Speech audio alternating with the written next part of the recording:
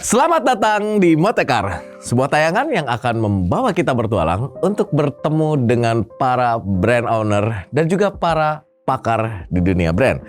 Sehingga kita bisa banyak menggali informasi dan juga insight dari mereka agar kita punya referensi dalam perjalanan kita membangun brand kita.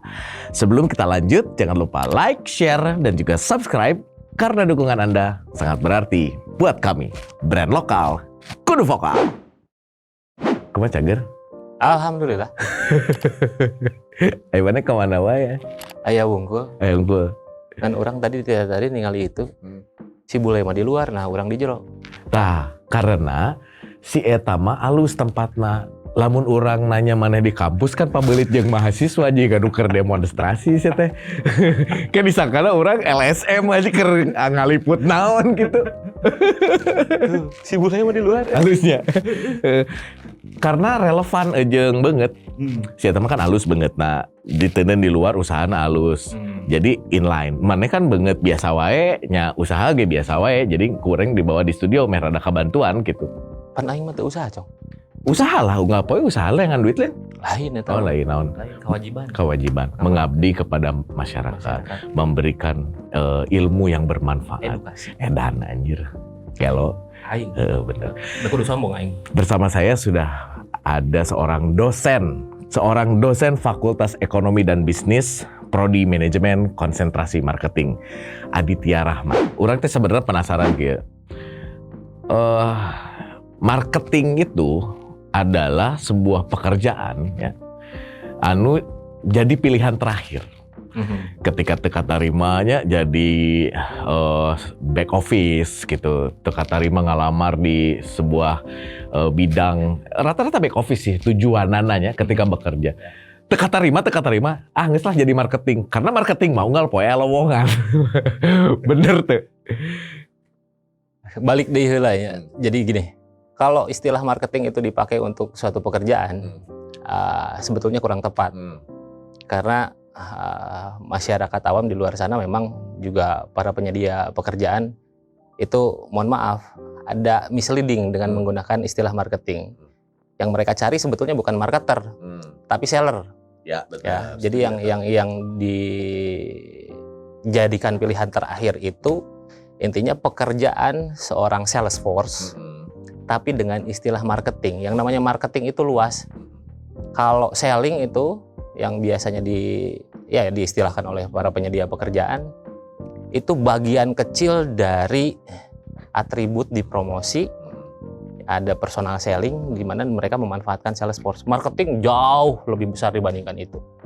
Jadi sebenarnya mah loba nu calil liweura eta teh ngaromongkeun tentang marketing teh bari jeung teu nyaho naon marketing. Urang setuju pisan sih. Nah, penyalahgunaan istilah marketing itu yang membuat perspektif orang terhadap marketing itu jadi menyempit. Betul. Marketing adalah tukang jualan, padahal marketing itu jauh lebih strategik. Dia harus punya point of view jauh lebih lebar. Dia harus mampu mengenal produk, dia harus mampu mengenal sistem operasional supaya produk yang dihasilkan itu sesuai dengan keinginan konsumen. Nah, itu problem yang ada di kitanya. Nah, coba kasih pemahaman ke Baraya Priangan. Marketing teh siga kumaha, sales teh siga kumaha, branding teh siga kumaha. Ieu nu tilu hal anu ayeuna keur rame pisan. Cepat dosen kumaha? Oke, ieu barenan ya. Dari sudut pandang teoritis lah ya. Teori lah. Mirada gaya. Bener. Kan mereka tinggali dosen lah. Nyata eta apa. Jadi mau branding, mau selling ya, itu termasuk ke dalam ranah marketing. Yang namanya marketing itu kalau kata kuncinya cek bahasa gaya ya, create, deliver, communicate a value. Create, deliver, communicate the value. Di situ ada kata kunci value. Benefit per cost ratio, yang namanya value pasti benefit per cost, manfaat dibandingkan dengan pengorbanan. Nah, ini akan dilihat dari kalau dari sudut pandang si konsumen ya, atau sudut pandang si pasar, ini tentang manfaat yang mereka dapat dan berapa pengorbanan yang mereka keluarkan untuk mendapatkan manfaat. Makanya seorang marketer itu harus mampu meng-create value didasarkan pada permintaan. Nah, dari mana di permintaan ini yang nantinya mereka mengevaluasi sebetulnya apa yang mereka butuhkan, apa yang mereka inginkan, mereka punya daya beli seberapa, dan mereka mau mengeluarkan daya belinya sejauh mana. gitu. Nah, si marketing ini harus providing ya, baik dari create-nya tadi, deliver-nya, dan communicate-nya. Karena ketiga aspek ini tidak mungkin bisa berjalan sendiri, dan yang namanya selling konsep yang selama ini ya, ini ada kaitannya dengan selling. Tadi banyak yang mikir oh jualan. Kalau jualan ini mereka cuma create tanpa didasarkan pada permintaan. Nah, kalau marketing permintaan dulu, ada permintaan apa enggak? Kalau ada permintaan baru create, deliver, communicate. Value ini yang nantinya sebagai perbandingan antara keinginan atau harapan si konsumen dengan apa yang telah kita buat. Si selling tadi, mereka tidak akan mempertimbangkan apa keinginan dan kebutuhan dari pasar. Tapi kalau marketing, ini consumer based orientation. Pasti ya, didasarkan pada pasar dulu nih. Makanya ketika menggunakan konsep marketing, ya tadi yang saya bilang, jauh dari awal sebetulnya. Analisa kebutuhan, analisa, wah panjang deh. Tilu SKS WG lamun di kampus teh, iya sampai berapa semester ya, pemasaran 1, pemasaran 2, pemasaran retail, pemasaran internasional, akan ada banyak gitu. Jadi ngomongin konsep marketing sendiri ya panjang. Beda jeung konsep jualan. Ya, didinya boga naon ya geus jual. Payu teu payu resiko lin.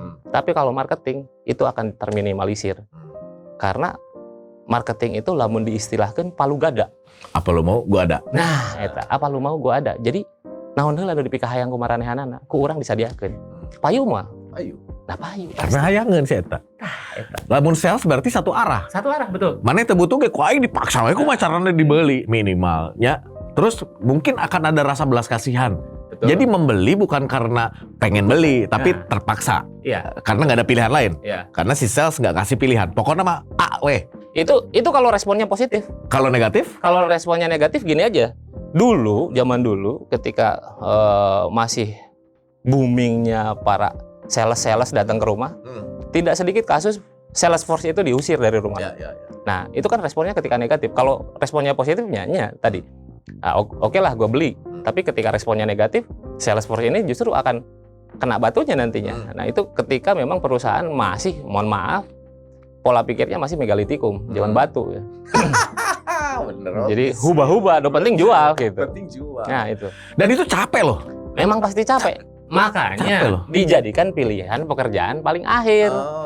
Gitu. Dan itu yang membuat retention, kalau yang Baraya Priangan lihat ya membuka lowongan kerja marketing itu sebetulnya sales force, unit sales. Dan itu yang membuat ternyata retentionnya tinggi. Ya. Karena kan capek. Kudu neangan jelema anyar, harus nyari orang baru setiap hari, mencoba penetrasi jualan, bahkan kalau misalkan banyak sales apa namanya, kalau kita lagi nongkrong tiba-tiba ada perempuan cantik gitu nawarin beli ini dong. Padahal kita bukan target marketnya gitu, tapi dipaksa untuk membeli. Nah, itu yang membuat si sales ini punya turnover yang tinggi di dan beban yang sangat berat. Ya, karena targetnya adalah terjual. Belum tahu. Iya, gitu. Targetnya, sorry ya, kalau ngomongin target di sini memang mungkin ada dua perspektif ya. Kalau lu ngomongin target, berarti ya itu ya tadi. Kalau gua ngomongin target pasar sasaran nih, kalau marketing ya. Kalau itu target quantity of point of sales gitu kan. Tapi kalau kita ngomongin marketing, memang target itu menjadi salah satu poin penting di awal sebelum kita menyediakan, kita provide si value tadi, ya. Kita harus tahu dulu pasar mana yang dilayani. Nah itu kan, makanya akan ada analisis permintaan. Kalau sudah kita tentukan pasar mana yang akan dilayani, kemudian kita sediakan palu gada tadi, apa lu mau gua ada, itu resiko untuk tidak laku, saya rasa bisa diminimalisir sekecil mungkin. Tapi kalau untuk para sales force nih, di mana misalnya perusahaannya tidak memberitahukan, tidak menginformasikan kepada sales force bahwa target mereka sebetulnya siapa. Sales force ini akan sporadis cari pasar. Nah, dengan resiko-resiko yang seperti tadi yang udah kita omongin di awal. Ada yang diusir, ada yang terpaksa dan lain sebagainya lah. Nah, itulah sebetulnya kesalahan pemahaman tentang istilah marketing. Kemudian tadi kaitannya dengan marketing, selling, branding. Branding itu, kita ngomong brand dulu ya. Brand atau merek. Merek itu apa sih? kalau secara konseptual merek itu alat identifikasi dan alat pembeda produk kita dari produk pesaing. Akan tercermin dari nama, kemasan, desain dan lain sebagainya lah ya. Cara komunikasi. Cara komunikasi, bukan cara komunikasi Bahasa sebetulnya. komunikasi. Iya, tapi komunikasi yang dilakukan Oh, perusahaan akan bisa dilihat hanya dengan mereknya, Oh, oke. hanya dengan brandnya. Brand itu hanya salah satu atribut produk. Sama sebetulnya kayak tadi, sales force, bagian kecil dari marketing. Brand pun bagian kecil dari marketing. Tapi perusahaan nggak bisa jalan kalau dia nggak punya brand. Karena brand itu meskipun kecil, cuma nama, ya, itu tadi alat identifikasi dan pembeda. Misal lah, ya, didinya bukan ngaran Akbar, ya. Lamun didinya itu kan merek, bisa dia katakan nama itu merek. Si Eta. Kalau saya manggil gitu. Salam murni kali. Oh, si Eta. Maneh. Kan teu boga ngaran. Tapi pun, Akbar, maneh nu ngalieu gitu. Batur ge arapalin. Oh, si Akbar nu dipanggil teh. Nah, itu fungsinya brand. Meskipun hanya sekedar nama, tapi dia akan representing whole process value of the company gitu. Jadi di balik nama ini ada sebuah makna dan ada persepsi. Betul. Ada sesuatu yang diingat tentang si Akbar ini, tentang si Adit ini, dan itulah yang disebut nilai di balik sebuah makna. Betul. Karena brand itu tadi ya mengandung tangible value and intangible value. Tangible value-nya yang terlihat secara fisik, ya. Intangible value-nya sebetulnya dia punya apa. Makanya sekarang lagi musim tuh personal branding. Ya. Jika misalnya Akbar, ketika ngomongin Akbar, jika aku masih jelmana apal kan, secara fisik, oke, itu tangible. Tapi ada intangible-nya. Oh, saya tahu mah, jelmana mereka doang misalnya. Ya, Akbar mah jelmana mereka doang. Pemberi emosian, temperamen misalnya. Koplok misalnya. Nah, itulah. Nah, itu akan terrefleksikan oleh si merek. Nah, makanya brand itu menjadi suatu yang krusial ketika kita berbicara tentang marketing. Mau bisa lepas gitu, ya. Selling oke, brand oke, tapi semua itu termasuk ke dalam marketing activity intinya. Jadi Baraya Priangan, saya sering dengar kayak statement yang dikeluarkan atau pertanyaan yang dikeluarkan dari teman-teman UKM terutama. Ada pertanyaan yang nyeleneh. Nah, saya punya jawaban, tapi saya pengen tahu nih jawaban dari seorang akademisi seperti apa. Nah, pertanyaannya paling mineng datang ke orang. Pak, jadi orang kudu kumaha? Branding heula, marketing heula, selling heula. Kan kieu sebenarnya. Orang ngagugulung marketing kan perspektifnya beda ya di UKM ya. Ada kurang digeser ke UKM. Jadi lamun di UKM, marketing itu dianggap adalah kayak nyen iklan gitu ya, promosi lah. Itu pegawaian marketing ya di frame berpikir UKM. Selling adalah jualan. Branding itu tentang membangun engagement atau ngajieun ikatan emosi lah gitunya, services gitunya. Ieu urang lamun ngajalankeun branding, ieu kudu ngaluarkeun duit. Sementara urang kudu jualan. Cenah, ieu duitna ti mana gitu. Terus urang ngajieun marketing kan urang aya biaya iklan, ieu duitna ti mana dan lain sebagainya. Nah, itu jadi pertanyaan. Jadi urang kudu kumaha, marketing heula, selling heula, branding heula gitu. Oke. Ya. Saya tidak bisa berbicara marketing dulu kalau marketingnya dengan perspektif UKM itu, ya, karena akan salah. Jadi sebetulnya harus diluruskan. Ya, betul, harus diluruskan. Karena intinya mau selling, mau branding yang tadi saya bilang itu termasuk ke dalam marketing activity semuanya. Tapi oke lah, kita misalnya ambil tadi lebih spesifik karena pemahaman para pelaku itu misalnya di promosi, communicate gitu ya. Oke, mau komunikasi dulu, mau branding dulu, kemudian atau jualan dulu, ya. Kita logikakan. Kalau mau komunikasi dulu, apa yang mau dikomunikasikan? Produk? Di mana? Di marketing. Marketing. Akhirnya balik tadi ya. Pemahaman mereka itu marketing itu mengkomunikasikan. Ada 3 aspek nih. 3 aspek. Selling tadinya. Jualan heula, nge-brand heula, atau komunikasi heula gitu yang tadi dipahami sebagai marketing. Kita ambil komunikasi dulu. Apa yang mau dikomunikasikan? Produk. Kalau belum ada produknya. Nah itu. Oh, benar. Kalau belum ada produknya. Kemudian kita ambil selling. Apa yang mau dijual? Kalau belum ada produknya. Oke, masuk ke branding, ya. Apa yang mau di brand? Karena cenaya produkna. Enak balik heula. Oke, para pelaku UKM itu punya produk. Tapi apakah produk itu sudah tepat? Sudah sesuai dengan target pasarnya, keinginan dan kebutuhan target marketnya? Itu dulu, kalau sudah tepat baru kasih brand. Nah, kita balik lagi nih. Kasih brand. Setelah kasih brand, komunikasikan brand kita di target yang tepat. Baru selling ini secara apa ya?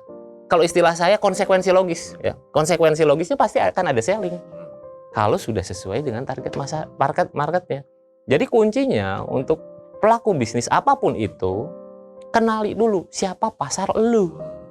Ya, siapa pasarnya? Siapa yang mau kita layani? Sudah jelas pasarnya, baru provide. Gitu. Jadi Baraya Priagan, kalau Baraya mengerti betul dan mau mengenal lebih jauh tentang marketing, marketing itu tidak melulu tentang jualan, tapi bagaimana membangun nilai dari bisnis yang sedang kita jalankan sehingga produk kita selalu relevan dengan kebutuhan dan keinginan dari si konsumen. Nah, ayeuna kumaha sih minat generasi muda orang terhadap dunia pemasaran? Anda sebagai dosen dari Prodi Manajemen Konsentrasi Pemasaran, sabaraha murid sakelas? Berbicara tentang peminat ya. Oke, ini perbandingan. Dulu ketika Unsil pertama negeri, entah kenapa itu, ini konsentrasi pemasaran, peminatnya sangat banyak. Sangat banyak justru. Justru sangat banyak. Sampai satu angkatan itu 150-an. 150 yang notabene 70% di dalam satu angkatan itu tumplek di pemasaran.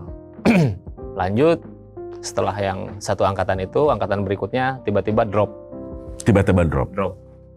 Turun drastis tuh. Itu mulai tahun berapa ya? 2013. Kalau ingatnya cuma di angkatannya aja lah. Ya. Angkatan mahasiswa angkatan 2013 ketika Unsil negeri ya. Pas pertama kali negeri itu 70% pemasaran. Pemasaran. Nah, ketika tahun angkatan mereka itu masuk ke adik tingkatnya 2014, angkatan 2014 itu kalau nggak salah 39 atau 38 lah, satu kelas.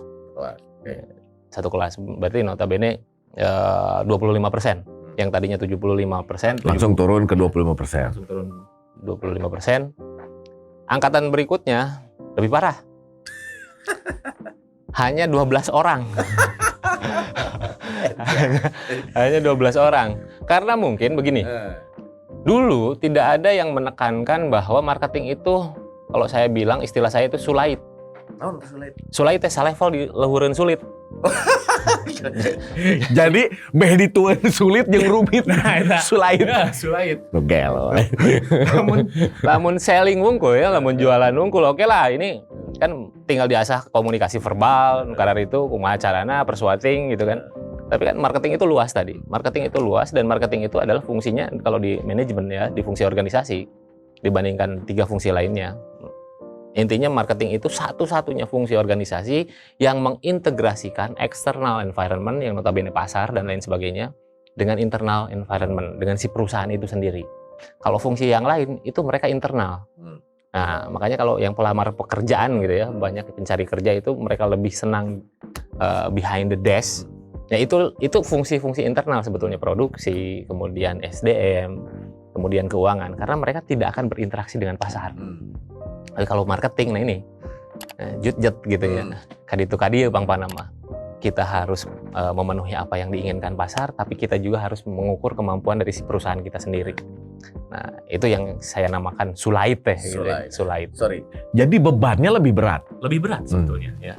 Marketing itu lebih berat, tapi menyenangkan. Kenapa menyenangkan? Menyenangkan karena kita akan, wawasan seorang marketer itu akan terbuka karena kita harus mengetahui pasar. Dan harus tahu sumber daya. Betul. Orang mau mungkin ngajual, naon ku tim orang teu mampu dipigawe. Nah, kasarna gitu kan. Betul. Matakna buah si malakama kan. Kabelah luar orang kudu nyadiaan, tapi kabelah jero orang kudu pengertian. Nah, eta kan bahasa dosen Baraya. Nah, esena didinya, Bray gitu ya. Nah, itu yang memang buat mungkin mahasiswa waktu itu mulai menyadari betapa sulitnya marketing. Akhirnya 12 orang bertahan di angkatan berikutnya. Ke angkatan berikutnya pun ada peningkatan sedikit, ya. Kemudian angkatan kemarin ini, yang sekarang ini ya tetap bertahan di 10%. Tetap bertahan di 10%. Itu. Marketing itu kalau misalkan berdasarkan perspektif yang tadi, berarti sebenarnya kalau seorang marketer itu kalau dia ngomongin strategi, maka dia harus bisa melakukan riset atau terbiasa dengan riset. Betul. Atau terbiasa melihat data. Ya. Nah, masalah kalau tarik lagi ke si UKM nih, UKM itu kan rata-rata jalan heula. Kalau kita ngomongin konstruksi manajemen plan, do check, nah, si UKM mah do heula. Planning, tara checking, tapi duwe jalan, we indit. Nah, aya saran tuh di seorang akademisi, ku masih supaya si UKM mulai terbiasa melihat data dan melakukan riset. Nah, hal sederhana apa yang mungkin bisa jadi solusi nih untuk UKM? Risetnya siga kumaha nu sederhana lah gitunya, atau data seperti apalah nu sederhana nu bisa dijadikan acuan untuk dia membuat sebuah plan dan checking. Satu hal dulu mungkin ini bentuk apresiasi saya kepada UMKM ataupun UKM, ya ketika mereka memang memulai usaha atau bisnis mereka dengan langsung. Ini satu hal yang saya apresiasi, yakin aya Allah berarti. Nah, eta heula. Itu kekuatan kita. Yang penting manusia itu berusaha, hasil Tuhan yang menentukan gitu. Eta halus pisan gitu. Memang mantang kalau di luar. Nah, cuma memang harus ada adjustment. No problem ketika kita mulai usaha dengan do gitu ya. Dan kita pakai selling konsep gitu ya. Yang penting jualan, payu teu payu kumaha engke. Nah, ketika harusnya memang mereka diberikan edukasi tentang marketing supaya mereka ada penyesuaian dari operasional bisnis mereka yang tadinya asal bikin produk yang mau nggak laku tetap mereka jual, rugi meureunnan tanggung, can milikna gitu kan. Itu nah, mereka harusnya diberikan edukasi terlebih dahulu tentang marketing. Paling tidak mereka harus menentukan siapa target marketnya, itu aja dulu. Nah, itu sebetulnya yang paling lemah di UMKM. UMKM itu selalu menganggap targetnya adalah semua orang. Ibu jualan naon, Bu? Ibu jualan batagor, as. Siapa target marketnya, Bu? Asa hawe ibu mah budak leutik dugi ke kolot ge meser. Nggak ada yang salah sih dengan itu. Tapi itu yang membuat kita sulit untuk melakukan penetrasi ya. Betul. Dan satu lagi, di UKM kita itu mindsetnya itu masih kalau ada kerumunan, sepertinya kemungkinan besar jualan kita laku. Jika di CFD kan atau pasar-pasar kaget itu semua orang berbondong-bondong datang ke situ, tapi tidak semua orang pulang membawa hasil. Itu target market. Nah, kumaha sih cara nyusun target market paling sederhana lah ke UKM lah gitu. Oke. Target market paling sederhana ya. Sebetulnya mau disederhanakan pisan rada susah. Analogikan. Cuma ya paling tidak begini, Kan kalau kita berbicara tentang target market itu ada 3 tahapan ya. Ada segmenting, targeting, positioning. Bahasa sederhanana pilah-pilih bere kesan. Pilah-pilih bere kesan. Pilah heula. Mana nu bakal jadi nu meuli gitu ya. Mana nu bakal jadi pembeli. Kemudian pilih, fokuskan ke mereka dan pahami keinginan mereka seperti apa, berikan kesan yang sesuai dengan keinginan mereka. Nah, itu segmenting, targeting, positioning teh. Misalnya itu kita mau jualan bala-bala nih ya, gorengan, misalnya gorengan di Tasik. Di Tasik ternyata loba nu diabetes misalnya. Loba nu panyakitan. Lamun make tarigu biasa. Ya. Kan ini beresiko. Orang Tasik yang misalnya banyak yang sakit di lingkungan kita, ini harusnya kita provide sesuai dengan kebutuhan mereka. Misal yang kemarin nih, kebetulan saya lagi garap juga pengabdian tentang pengolahan singkong jadi tepung mokaf tuh yang gluten free. Dan itu juga bisa jadikan dasar bahan olahan gorengan yang memang lebih meminimalisir resiko. Nah, ketika pasar kita orang-orang yang terliterasi tentang kesehatan gitu, sadar akan kesehatan, Ya berarti kita mau tidak mau harus menyesuaikan. Apa lu gak ada, apa lu mau gua ada. Ya, kita sesuaikan value yang kita buat itu yang sesuai dengan kebutuhan mereka dan tidak beresiko bagi mereka. Nah, intinya gitulah. Jadi kan angger awalnya pahami dulu mereka apa. Nah baru kita provide dan sekalian kita positioning beri kesan. Bala-bala nu urang mah nu diabetes aman. Nu boga penyakit naon aman. Bisa keneh dimakan. Nah kayak gitu kan. Itulah salah satu proses marketing ya, logika proses marketing. Jadi nggak asal kita bikin gorengan, bikenan, ternyata kan isuk pageto itu sahanu nyaho gitu nya. Banyak yang meninggal misalnya, kan salah orang kan, jualan bala-bala, gara-gara bala-bala orang. Nah itulah intinya. Berkaitan dengan riset sama sebetulnya, riset itu ya tadi yang loba jelema anu memang bingung karena riset. Paling gampang itu sebetulnya kalau kita misalnya pelaku usaha kecil ya, mikro, bahkan bukan mikro lagi mungkin nano gitu ya, kita tanya aja dulu setiap pembeli yang ada biasanya misalnya kan untuk menganalisis atau mengetahui mengidentifikasi keinginan mereka. Biasanya nu teu aya di urang misalnya di warung naon sih nu kakurangan nu ku anjeun dibarutuhkeun. Setiap orang yang datang kita tanya seperti itu, saena orang nyediakeun naon, bagusnya kita menyediakan apa itu untuk di warung. Ini juga riset yang paling sederhana sebetulnya untuk mengetahui permintaan mereka. Cenah misalnya teh. Di dieu mah ayana teh sabun cair rungkul, da urang mah resepna cenah sabun colek. Bisi gitunya. Atau cenah urang mah cenah embung make sabun merek bangsa apa kayak misalnya sabun kecantikan tuh. Lux, misalnya yang begitu untuk perempuan ya terutama misalnya Lux, Dove dan lain sebagainya. Da urang mah cenah misalnya hayang sabun lo bisa ngahilangkeun lemak. Kan bisa sadiakeun Sunlight gitu. Ya. Sunlight nah gitu. Nah, hilang lemak membandel. Kulit halus ya sesuai jeung teh lainna kan. Sunlight menghilangkan lemak membandel gitu. Jadi lu hayang ngaleungitkeun lemak beres Sunlight gitu. Nah, sama model gitu itu sebagai salah satu bentuk riset paling sederhana untuk memahami dan mengetahui ya apa yang sebetulnya yang dibutuhkan oleh pasar. Karena misalnya warung kelontongan kan sakitu-kitu scope-nya ya, coverage-nya segitu. Jadi paling tidak kita bisa memenuhi kebutuhan dan keinginan si coverage kita yang terbatas. Kayak begitulah. Jadi sebenarnya lamun ke urang bisa disederhanakan, si produk urang teh kudu bisa mere solusi. Betul.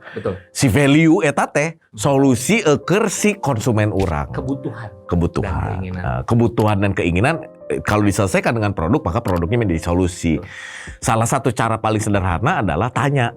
Kasih konsumen, ai maneh teh butuh naon kan gitu merenya. Urang ek buka warung kelontongan. Ibu-ibu saya buka warung kelontongan ya. Biasana butuh naon sih ke kebutuhan sapopoe. Oh, tarigu yuk segala rupa dikolek lalu kita sediakan kebutuhannya, maka itu akan menjadi mempermudah penetrasi pemasaran. Betul. Ya. Nah, di si UKM ieu kalau misalkan orang tarik konteksna jeung si Unsil, Unsil boga UKM binaan teh sih? Banyak. Terus banyak. Kemana ya Pak? Ya agak susah juga jawabnya ya. Banyak UKM binaan ya yang memang hilang kabar. Nah bisa ngaleungit itu, ya, menghilang. Mudah-mudahan jadi sejahtera. Mudah-mudahan jadi sejahtera. Atau nggak lupa sama kacang kulitnya. Atau mungkin mereka sudah punya dunia sendiri. Nah, itu. Asik. Sepertinya itu. Udah punya dunia sendiri. Jadi udah jarang, karena punya dunia sendiri jadi jarang bersilaturahmi. Karena tugas kita di institusi pendidikan tinggi ya itu hanya sebetulnya memberikan edukasi. Hanya memberikan edukasi, membina itu memberikan edukasi. Kemudian ada juga beberapa rekan yang memang punya networking yang cukup luas juga dari akademisi di kita. Itu memberikan networking dengan misalnya kan kalau UKM nih ya kita runtut dulu permasalahan UKM dan UMKM itu sebetulnya selama saya memberikan mentoring dan apapun itu yang terkait dengan UKM dan UMKM permasalahan mereka cuma dua. Apa tuh? Modal dan pemasaran. Selalu itu ya. Nah memang tidak menutup kemungkinan meskipun kita sebagai sarana pengedukasi gitu ya, pihak yang mengedukasi, ini kita salah juga memberikan solusi, itu juga memang terkadang ada juga, di mana misalnya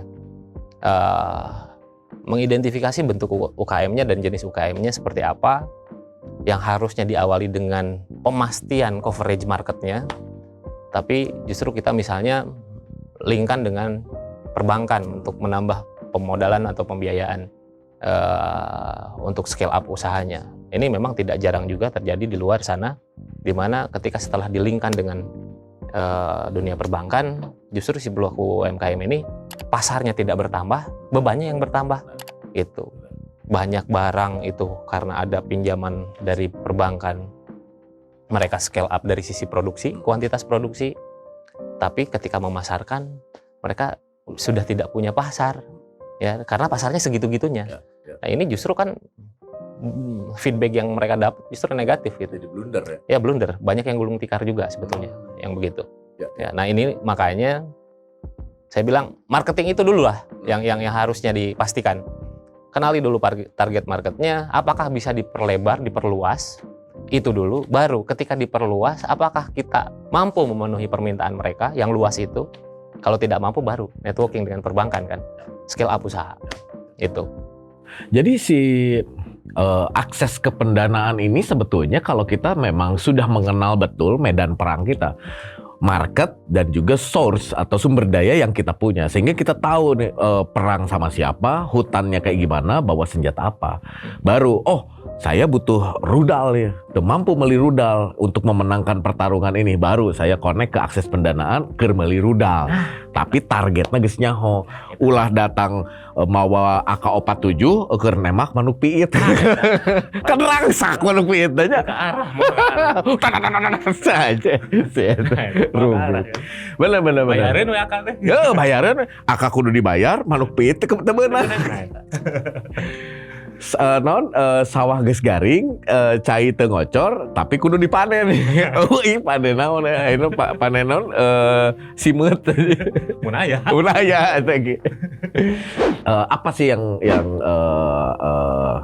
lo lakukan untuk menarik minat anak muda terhadap dunia marketing, terutama di sisi kampus ya?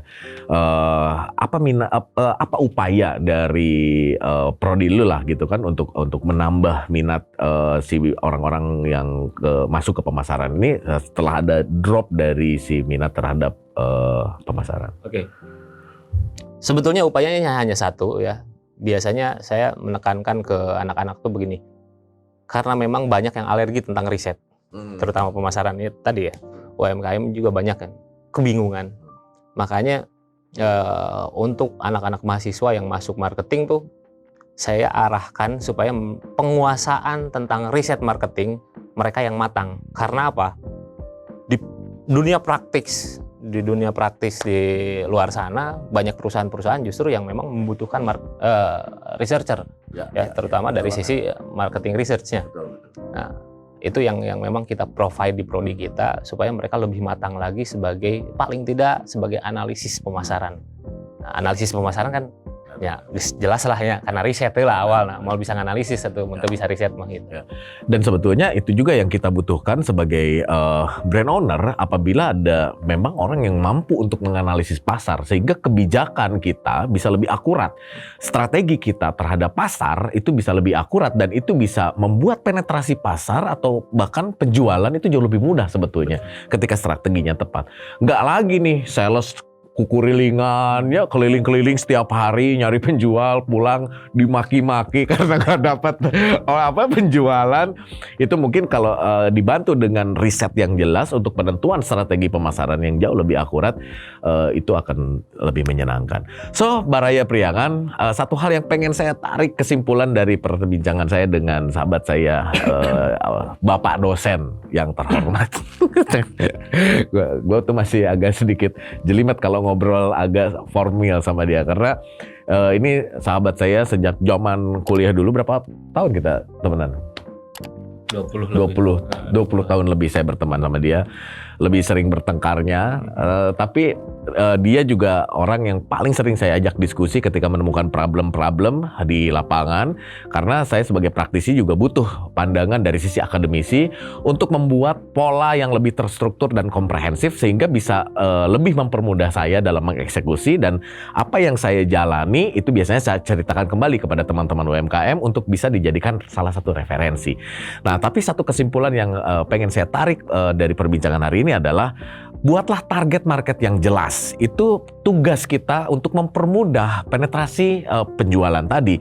Banyak sekali teman-teman di skala UMKM atau skala UKM yang masih mempunyai target market yang terlalu luas. Nggak ada yang salah dengan itu, tapi itu akan membuat effort kita akan jauh lebih besar, dan pada prinsipnya sederhana sebetulnya. Kita nggak bisa membahagiakan semua orang. Jadi pilih dulu orang yang mau kita bahagiakan sehingga kita bisa fokus memberikan sumber daya terbaik kita kepada orang yang ingin kita bahagiakan, yaitu target market kita.